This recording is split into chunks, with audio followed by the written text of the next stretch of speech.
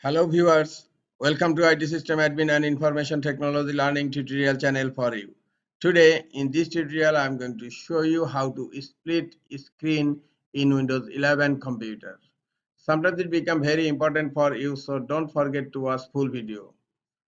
To enable split screen in Windows 11 computer, click on Start menu. Now click on Settings.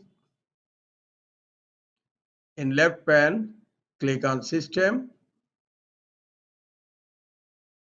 Now scroll down. Here you will find an option multitasking. Click on multitasking. The snap window is turned off right now. Just click here to turn it on. Now snap window is turned on and all these 5 options will be selected. And now you can hover your mouse pointer on maximize option on upper right corner. And here you will find the splitting windows. You can select any splitting window from here. Here you will find 4 design. Now, first of all, I am clicking on the first design. This is one option.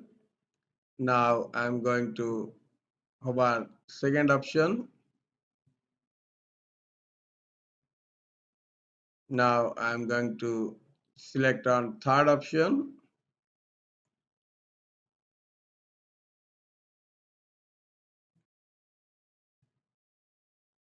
I am selecting the fourth option from here.